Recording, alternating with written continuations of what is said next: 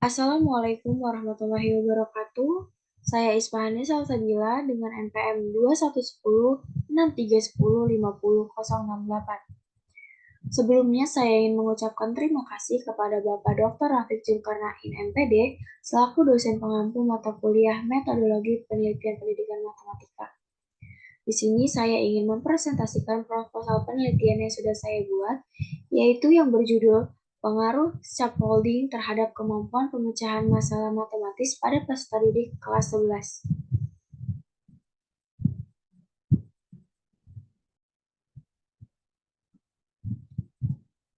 Adapun yang saya bahas yaitu yang pertama adalah latar belakang, rumusan masalah, tujuan penelitian, manfaat penelitian, tinjauan teoritis, hipotesis penelitian, dan juga metode penelitian. Baik, itu langsung saja kita masuk ke latar belakang. Nah, di latar belakang ini, kita ketahui bahwa matematika itu merupakan salah satu mata pelajaran yang diajarkan di semua jenjang pendidikan, mulai dari SD, SMP, SMA, hingga ke perguruan tinggi. Kemudian, matematika menurut Susanto dalam Dewi dan Kartini pada tahun 2021, yaitu merupakan salah satu disiplin ilmu yang dapat memberikan partisipasi dalam menyelesaikan masalah sehari-hari, dapat meningkatkan kemampuan berpikir dan berpendapat seseorang, serta dapat menjadi penunjang dalam pengembangan ilmu, pengetahuan, serta teknologi.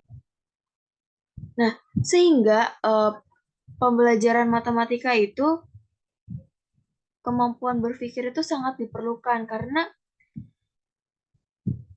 apabila peserta didik mampu berpikir secara logis, sistematis, kritis, itu akan mudah dalam menyelesaikan permasalahan-permasalahan yang akan diberikan. Kemudian juga sejalan dengan menurut Janti dalam Yuhani dan kawan-kawan 2018, itu menyatakan bahwa kemampuan peserta didik untuk berhasil dalam kehidupannya antara lain itu ditentukan oleh kemampuan berpikirnya, yang dimana terutama kemampuan untuk memecahkan masalah. Kemudian menurut Hakim, itu menyatakan bahwa pemecahan masalah adalah suatu rangkaian yang menekankan proses penyelesaian masalah secara ilmiah.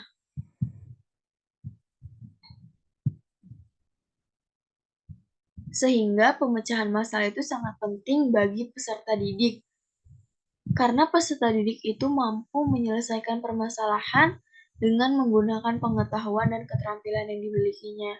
Kemudian, pemecahan menurut Polya dalam Karnia dan Ratnawulan pada tahun 2022 itu dapat didefinisikan sebagai upaya untuk mengatasi masalah guna mencapai tujuan yang tidak mudah dicapai segera.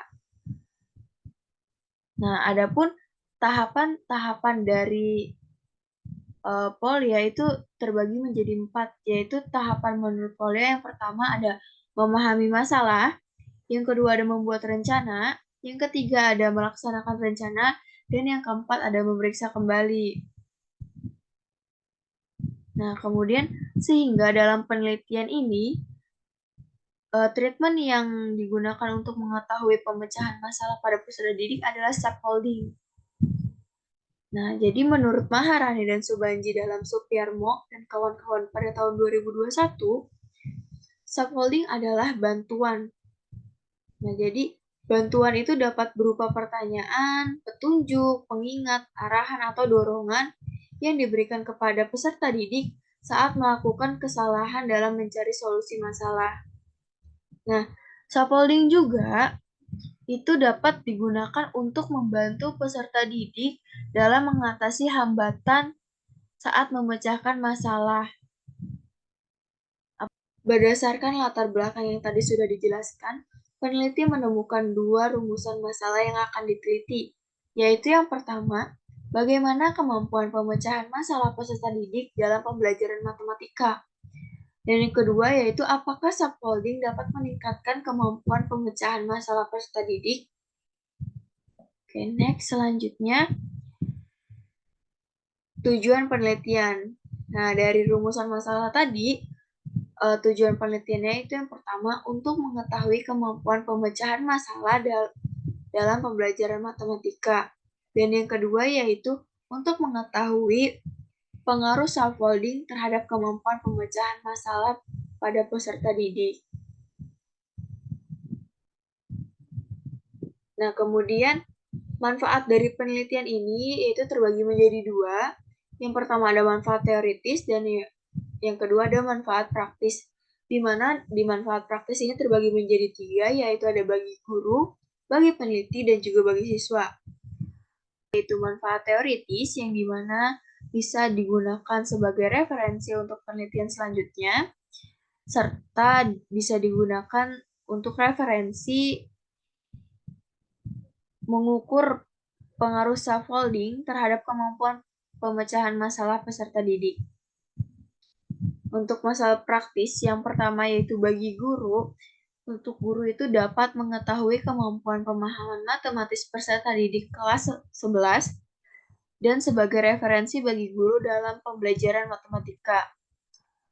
Sedangkan manfaat praktis bagi peneliti yaitu dapat mengetahui scaffolding terhadap kemampuan pemecahan masalah matematis pada peserta didik kelas 11, nah serta dapat menambah wawasan dan pengalaman untuk bekal di masa depan saat menjadi guru matematika.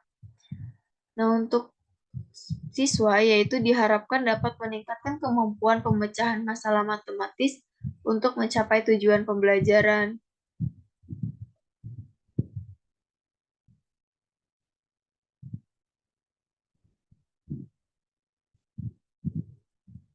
Selanjutnya ada tinjauan teoritis, di mana ini itu adalah scaffolding.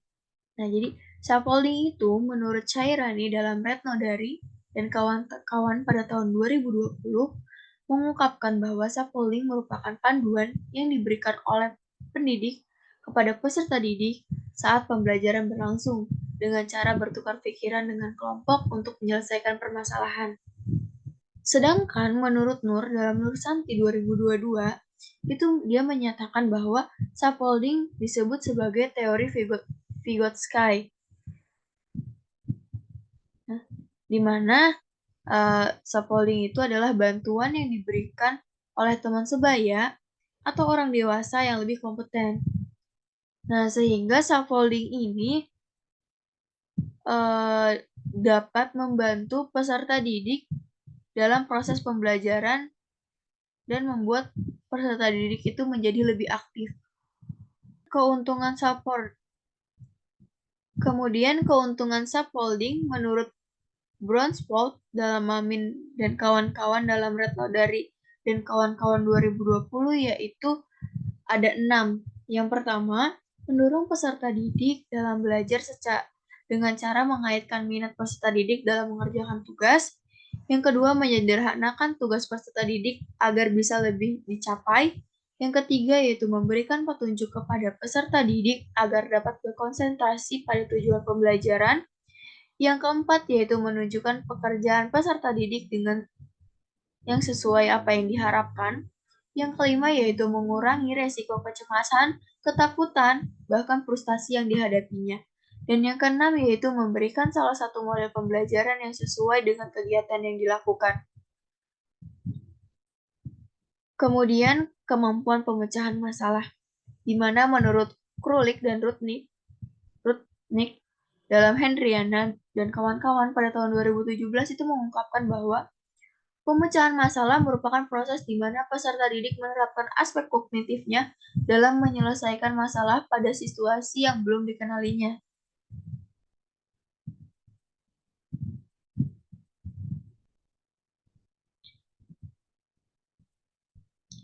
Sedangkan menurut Hendriana dalam Novianti pada tahun 2020 mengungkapkan bahwa kemampuan pemecahan masalah matematis merupakan kemampuan yang penting dalam pembelajaran matematika. Nah, sehingga kemampuan pemecahan masalah matematis itu sangat penting dimiliki oleh peserta didik untuk mencapai tujuan pembelajaran. Akan tetapi, pemecahan masalah tidak mudah bagi peserta didik. Pasalnya, peserta didik memerlukan kemampuan berpikir atau aspek kognitif lainnya untuk bisa menyelesaikan suatu permasalahan.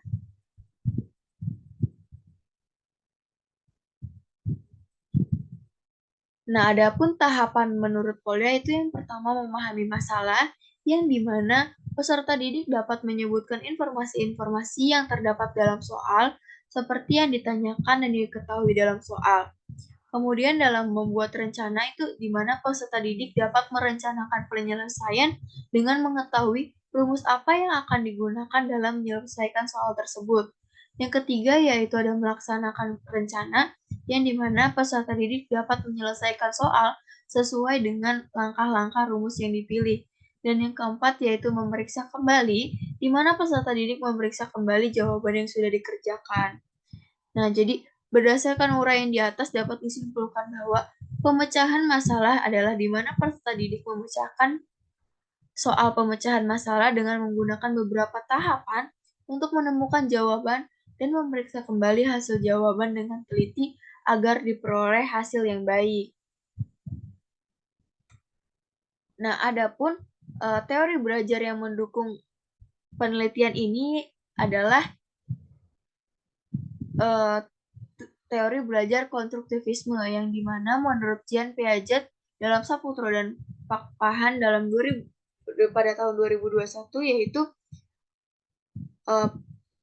teori belajar konstruktivisme adalah pengetahuan tidak berasal dari lingkungan sosial karena lingkungan sosial itu dianggap sebagai sumber konflik kognitif internal yang terjadi di dalam diri seseorang. Nah, sehingga di mana teori konstruktivisme ini menurut Jean Piaget adalah teori belajar yang lebih mementingkan proses belajar daripada hasil belajar. Nah, di mana yang paling penting adalah proses belajar peserta didik tersebut, walaupun terkadang hasilnya tidak memuaskan.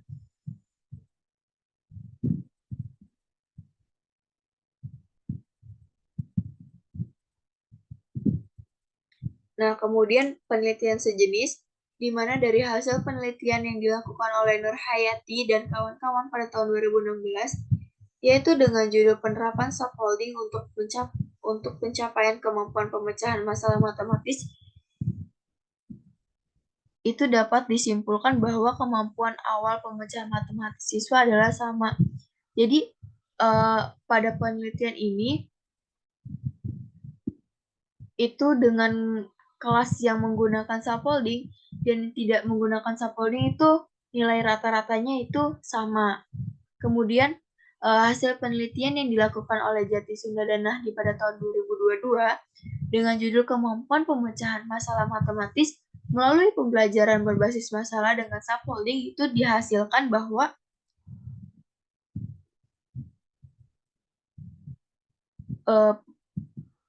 kemampuan pemecahan masalah matematis siswa dengan menggunakan scaffolding itu lebih baik dari yang tidak menggunakan scaffolding.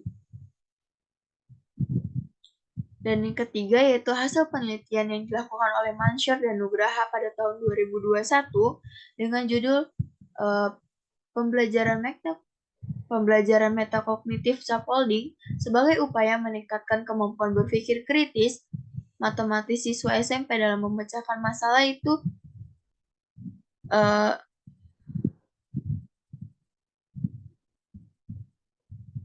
dapat disimpulkan bahwa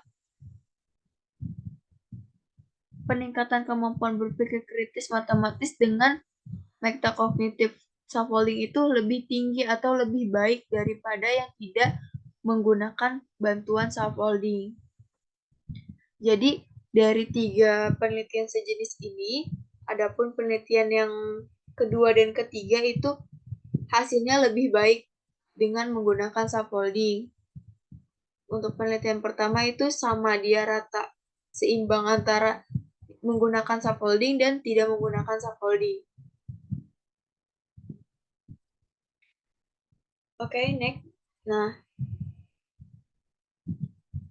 berdasarkan landasan teori di atas, maka hipotesis yang akan diuji dalam penelitian ini yaitu yang pertama, H1, adanya pengaruh scaffolding terhadap kemampuan pemecahan masalah peserta didik, dan H2 yaitu tidak adanya pengaruh scaffolding terhadap kemampuan pemecahan masalah peserta didik.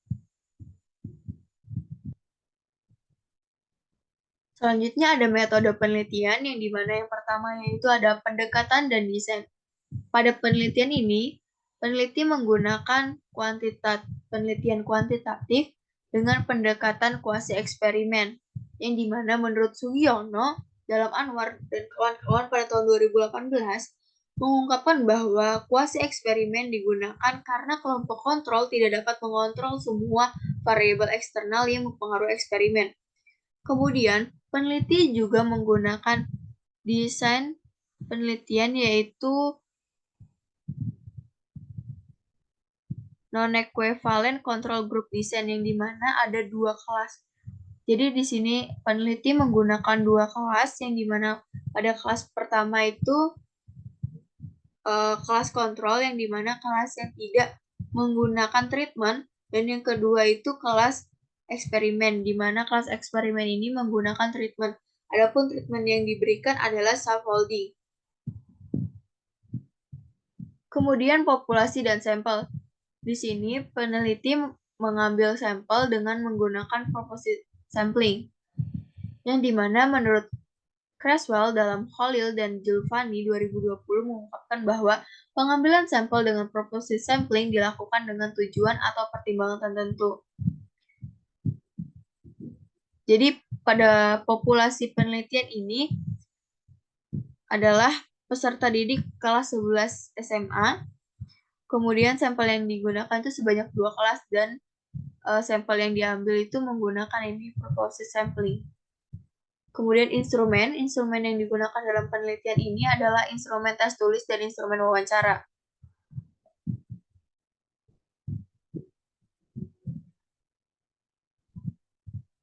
Kemudian ada teknik pengumpulan data yang dimana dari instrumen tadi yaitu menggunakan tes tulis dan wawancara. Dalam tes tulis ini teknik yang digunakan yaitu pretest dan posttest, yang dimana pretest dan posttest ini berupa soal cerita sistem persamaan linier 3 variabel yang berbentuk soal uraian atau soal esan sebanyak 3 butir. Selanjutnya wawancara dilakukan dengan tidak struktur, di mana mengumpulkan informasi atau mendukung dari hasil tes yang diberikan terkait pemecahan masalah matematis dengan menggunakan langkah polya.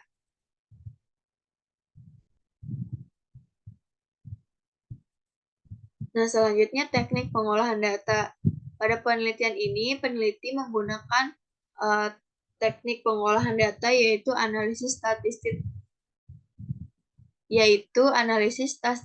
deskriptif, yang dimana menurut Sugiono dalam Amiye dan Firmansyah pada tahun 2021 mengungkapkan bahwa statistik deskriptif digunakan untuk menganalisis data dengan mendeskripsikan data sebagaimana adanya tanpa membuat kesimpulan yang berlaku untuk umum atau generalisasi.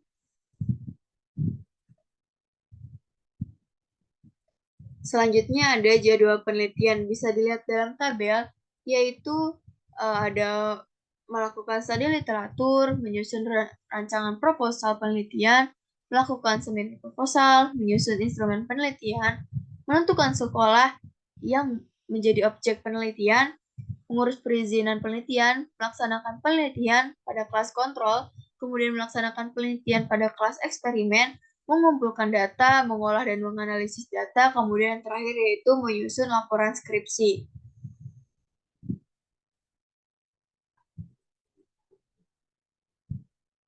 Sekian presentasi dari saya. Mohon maaf apabila ada kekurangan.